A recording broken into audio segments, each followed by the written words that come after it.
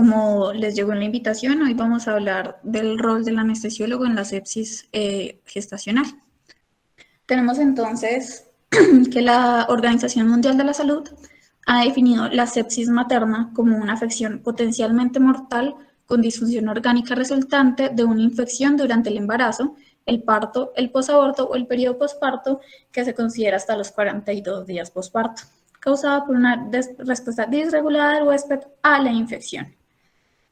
¿Por qué tenemos que hablar de esto y por qué es importante? Y es por la epidemiología que presenta este tipo de infecciones, y es porque en Colombia la estadística muestra que la sepsis de origen obstétrico representa la tercera causa de muerte en nuestro país de estas mujeres en el parto posparto, y en realidad también nos muestra que es la primera causa de muerte indirecta, es decir, por infección no obstétrica como las neumonías. El estudio GLOS, entonces este estudio es el Global Maternal Sepsis Study, donde nos muestran que hay una carga de muertes marcadamente diferencial entre los países de ingresos bajos a los ingresos altos, donde en los países de ingresos bajos la mortalidad va a rondar al 11%, mientras en la mortalidad en los países de altos ingresos va a rondar al 5%. Este estudio se realizó en 52 países que hacen parte de la OMS y determinó que la proporción de infecciones maternas de cualquier origen fue de 70 mujeres por 1000 nacidos vivos. Y de esas, 10.9 mujeres de cada 1000 nacidos vivos presentarán resultados maternos graves relacionados con infección y 7% de estas fallecerán por estas infecciones. Entre los casos de infecciones severas, las más como importantes en estos periodos, entonces vamos a tener las más mortales, posiblemente sean como las afecciones respiratorias, las afecciones del tracto urinario y endometritis.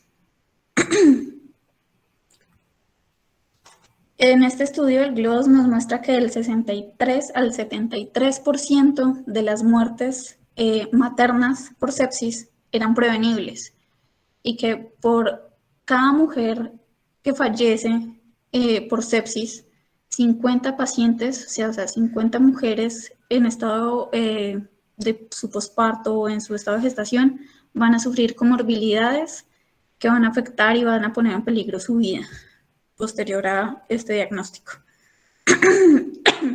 Entonces, ¿cuáles son las causas de sepsis en la embarazada? Entonces, bueno, tenemos diferentes causas. Tenemos desde la coriomionitis, el aborto séptico, la infección de sitio operatorio, endometritis, neumonía, mastitis. Y vamos a tener que están divididas, pues obviamente, en los diferentes periodos, donde el periodo de más prevalencia de estas infecciones va a ser el posparto, con un 47%, donde las infecciones más frecuentes podrían ser la neumonía y la pielonefritis, además de la mastitis, que también es muy prevalente en este periodo. El intraparto sería el segundo en prevalencia, las infecciones en el intraparto, que serían sobre todo por coriomionitis, neumonía, y en el anteparto, abortos sépticos, neumonía, coriomionitis, entre otras. Y la mayoría de estas infecciones van a ser causadas por gérmenes gram positivos.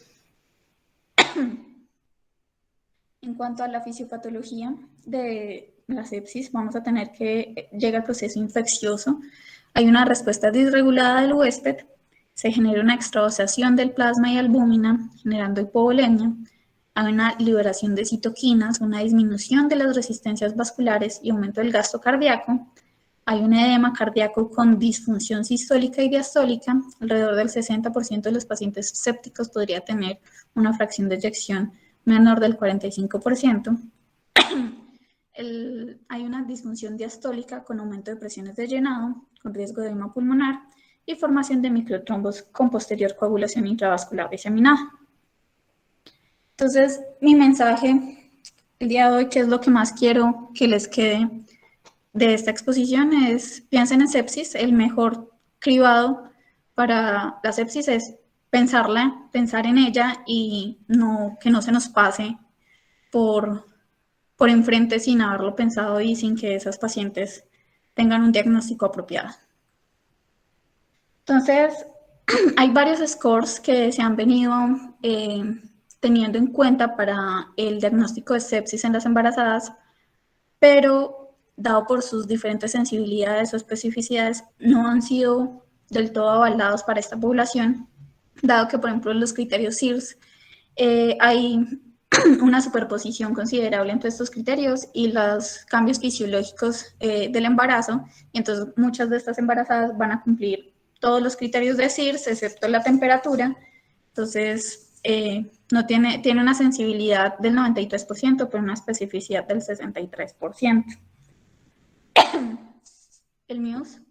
El MUSE en realidad es el Modified Early Obstetric Warning System. Entonces, este MUSE se han hecho estudios como para avalar este estudio para la población obstétrica. En uno de estos estudios muestra que de 92 mujeres que cumplieron los criterios de MUSE mayor de o igual a 5 puntos, en realidad solo de estas 92 mujeres, 5% tuvieron un diagnóstico verdadero de sepsis. Entonces vemos acá que el MUSE y el SIRS en realidad puntúan muy mal para la detección de sepsis. El SOS, que es el Sepsis Obstetric Score, entonces nos muestra que predice como tal la sepsis con una sensibilidad del 68.9% y una especificidad del 80.9%. El SOS mayor de 6 puntos se asocia de forma independiente con hemocultivos positivos, pero en realidad no, pues nos disminuye la sensibilidad de los otros estudios, entonces en realidad tampoco ha sido muy avalado para la población obstétrica. En cuanto al QuickSOFA, entonces, debido a que el QuickSOFA se correlaciona con mortalidad hospitalaria, con una mayor especificidad, pero carece de sensibilidad para descartar como tal la sepsis en una etapa temprana, y así hacer intervenciones tempranas en estas pacientes, tenemos que tener cuidado con este score. Tenemos obviamente que es de tres pasos, o sea, de si tiene una presión arterial menor de 100 o una frecuencia respiratoria mayor de 22 o un estado mental alterado, ya pasaríamos como tal al SOFA, donde tendríamos que tener exámenes más invasivos. Entonces, debido a las altas tasas de falsos positivos para SIRS y la baja sensibilidad para el QuickSOFA, en muchos centros y en la mayoría de centros ya no se realizan pruebas de detección formal para sepsis en las pacientes obstétricas por no tener scores realmente avalados para esta población. Y es acá donde llega bueno, les muestro acá las diferentes sensibilidades y especificidades de los que mencioné. Y es donde llega el CMQCC, que es el Californian Maternal Quality Care Collaborative, donde tienen el proyecto de hacer como un enfoque de 2 pasos para el diagnóstico temprano de sepsis en la población materna. Y esta la generan debido a la preocupación que tienen porque se pasan más del 50% de pacientes con sepsis sin tener diagnóstico temprano. Entonces, el primer paso que tendría el CMQCC serían si 2 o más de estos criterios que muestro, que es fiebre mayor de 38 grados, una frecuencia cardíaca de 110 latidos por minuto o mayor, una frecuencia respiratoria mayor de 24, una leucocitosis mayor de 15.000 o una leucopenia menor de 4.000. Si hay 2 o más de estas, se pasaría al segundo paso. Pero hay que tener en cuenta que ellos lo mencionan en si hay alguno de estos signos alterados, entonces deberíamos hacer una verificación de este valor anormal con el conjunto completo de signos vitales y volver a tomar estos signos a los 15 minutos para determinar si alguno de los otros se ha sumado para cumplir los criterios. Además, en caso de sospecha de infección con una presión arterial media menor de 65, ya sería suficiente para iniciar el protocolo de sepsis para estos pacientes e iniciar un tratamiento antibiótico y de manejo hídrico para estos pacientes. Como vemos, no sé si se acuerdan del caso clínico inicial, la paciente alrededor de las 8:54 de la noche ya presentaba pico febril y presentaba una frecuencia cardíaca de 110 latidos por minuto. Entonces, en realidad ya cumplía 2 de estos criterios, donde nos indicaría que debieron pasar a el segundo paso, que ya se los voy a mostrar, y pedir todo el perfil clínico e iniciar un tratamiento antibiótico de reanimación hídrica, y no solo quedarse en el diagnóstico de hemorragia obstétrica, dado que tenemos en cuenta que una sepsis podría llevar a este resultado, a una coagulación intravascular diseminada y a aumentar las posibilidades de una hemorragia obstétrica en esta población. Ten en cuenta que si la materna tiene una taquicardia sostenida mayor de 130 latidos por minuto, es especialmente preocupante, entonces, para como tal la lesión actual o futura de estos órganos, y tener en cuenta que todos somos un grupo de trabajo y que se debe tener una comunicación no jerárquica, ya que en realidad las que más están al pie de la cabeza de nuestros pacientes, sobre todo las maternas, son las auxiliares y las enfermeras, donde ellas son las que posiblemente nos pueden detectar más tempranamente cualquiera de los signos aquí mencionados para pasar al segundo paso. Ya el segundo paso que propone el CMQCC, entonces, es la confirmación de sepsis mediante evaluación de lesión de órgano terminal. Entonces, pedir un conteo de un hemograma completo, unos tiempos de coagulación, un perfil metabólico donde incluya bilirrubinas y creatinina, un ácido láctico, hacer un conteo de diuresis, una pulsioximetría continua y vigilancia del estado mental continuo. Entonces, mientras esperan todos estos resultados, ya se debió haber iniciado de inmediato, en la primera hora de este diagnóstico inicial, manejo antibiótico dirigido al lugar presunto, y debe ser de amplio espectro, y un bolo de líquidos intravenosos. Cualquiera de estas, si cumple con un solo criterio, ya es suficiente para el diagnóstico. Entonces ya vemos que esta paciente en realidad nos mostró tempranamente la presión arterial media menor de 65, con posterior elevación ya de el ácido láctico. La paciente posteriormente les mostré que estaba trombocitopénica, le tuvieron que hacer ventilación mecánica, estuvo bajo ventilación mecánica, entre otras.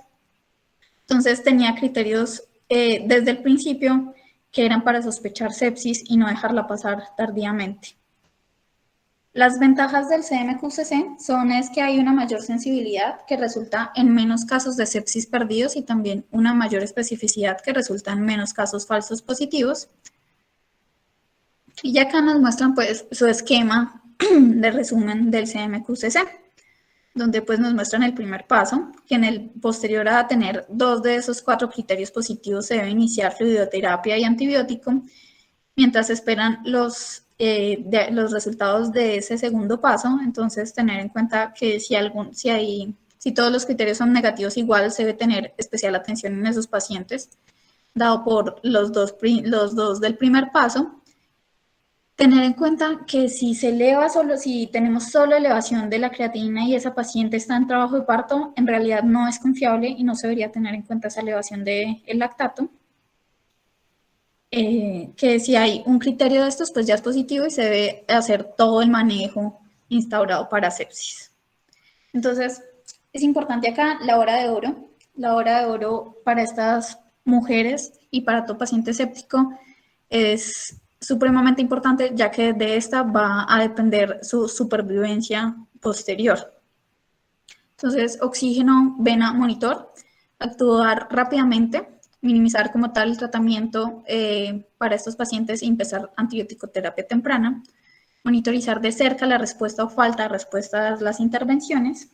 Entonces, como les decía, antibióticos tempranamente, idealmente en los primeros 30 minutos o en la primera hora. Vemos acá que el retraso en la administración de antibióticos, si se administra en la primera media hora, va a tener una mortalidad aproximada del 17.3%, pero esta va a subir exponencialmente, donde a las 6 horas sube a una mortalidad del 58%. En nuestro caso clínico, la mujer fue diagnosticada y empezar el tratamiento con antibiótico aproximadamente a las 4 horas y media, 5 horas de los primeros indicios de que cursaba con sepsis. Entonces, alrededor de un 40% de mortalidad ya tenía a ese momento.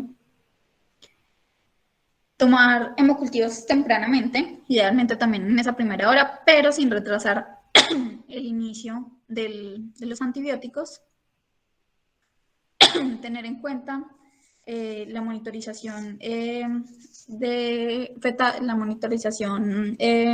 fetal continua, debido a que el estado fetal o el binomio como tal materno-fetal se considera como tal un órgano terminal que si este se afecta, o sea, si por ejemplo esta mujer tenía taquicardia fetal persistente, nos debía hacer pensar en sepsis y además en una hipoperfusión de este órgano terminal que sería la placenta y ese feto. La pulsioximetría debe ser continua, la presión arterial mínimo cada 30 minutos desde el tiempo cero, la temperatura igual, mínimo cada 30 minutos, la diuresis, tener baja tolerancia y empezar pues a poner la sonda Foley lo más temprano posible y hacer una monitoría del estado mental de esa paciente. La reanimación de la hipoperfusión, entonces se debe hacer con 20 a 30 mililitros kilogramo de óvulo de cristaloides para esas pacientes, pero no se debe continuar sino con manejo por metas de líquidos en estas pacientes, ya que tenemos la susceptibilidad de estas mujeres a realizar rápidamente edema de pulmón. Y no se deben realizar pruebas de elevación de miembros inferiores para determinar respuesta o no a líquidos, dado que desde la semana 20 de gestación las pacientes tienen compresión aorto-cava, por ende no vamos a tener pues una prueba fidedigna que nos corrobore si sí hay respuesta o no a líquidos. Como les decía, líquidos con metas dinámicas, sea por ecocardiografía o sobre todo por ecocardiografía. Y se me olvidó, doctora Nuri.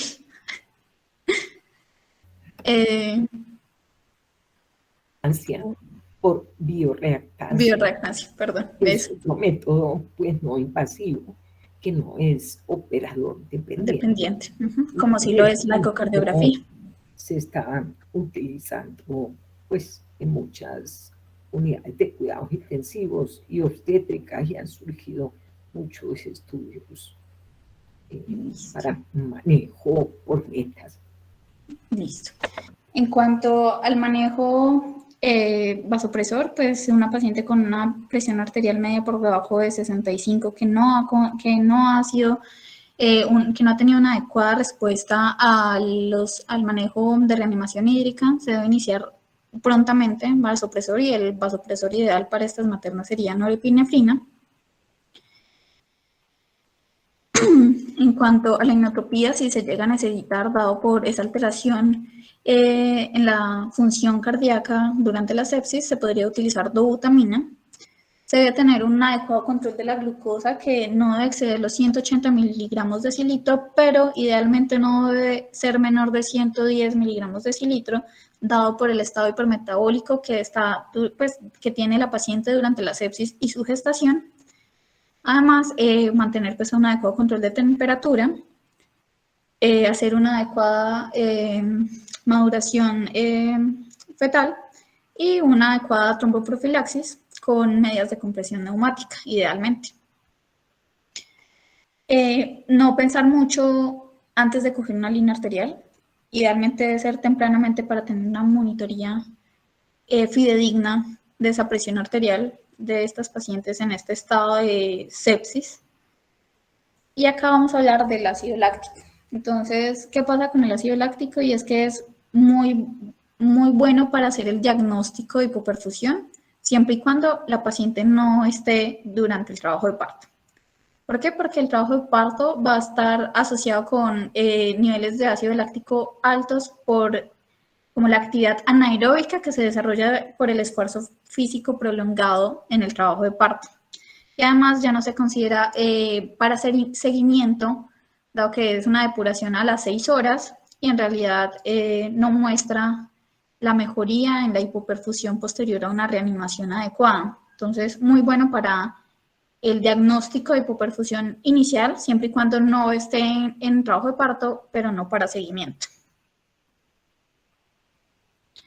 En cuanto a la terminación de la gestación, esto sobre todo más le corresponde al ginecobstetra, pero depende sobre todo de la presencia de infección intrauterina, la respuesta de la materna a la reanimación inicial, el tiempo gestacional y el estado fetal.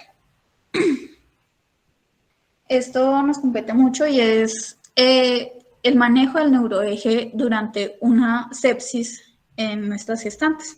Y es que tenemos que tener en cuenta si es una infección local o es una infección ya como tal sistémica, si es localizada o si ya está totalmente sistémica. Y entonces, aunque hay una baja incidencia de infección a nivel del sistema nervioso central, como un absceso epidural o meningitis, llega a ser muy bajo en, en los estudios, pero si se realiza como tal una paciente que está séptica, que tiene una infección diseminada, si comprometemos su sistema nervioso autónomo, no se va a poder defender con nada y vamos a deteriorar más el estado clínico de esta paciente.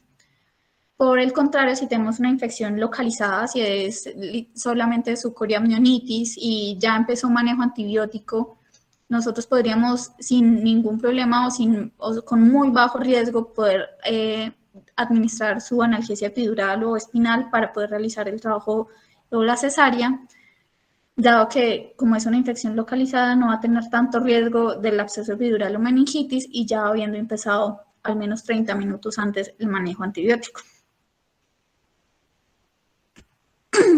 Acá les dejo un algoritmo que se realizó allá en el hospital, en la clínica bolivariana, por parte de los anestesiólogos, donde nos muestran que es un algoritmo rápido para actuar rápidamente. Entonces, si el Quick SOFA nos da mayor a 2 o si ese CMQCC nos da mayor a 2, entonces ya deberíamos pasar como tal a evaluar la evidencia de disfunción orgánica, sea por el SOFA o sea por el segundo paso del CMQCC.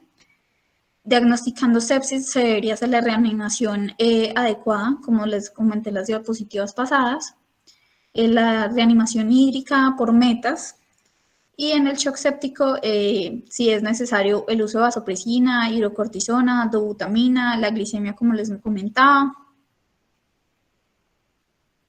Y mis conclusiones el día de hoy para dejarles, y es que la sepsis es una morbilidad prevenible, que la mortalidad es prevenible en la mayoría de estos casos, que hay sistemas de alerta temprana para estos pacientes ya modificados como el CMQCC, que ya están más avalados para esta población, que hay que pensar en sepsis, no dejarla pasar, que no se nos pase por la frente, por los ojos y se nos vaya esa paciente y se nos complique y tenga una mortalidad aún mayor por no haber pensado en ella tempranamente, que hay que tener una terapia antibiótica temprana en la primera hora idealmente, y que hay una escalada de atención, entonces hay una gestión interdisciplinaria, o sea, no solo este manejo le corresponde al ginecobstetra, nos corresponde a nosotros también porque el ginecobstetra posiblemente esté muy ocupado resolviendo otros asuntos de esa paciente y nosotros nos podemos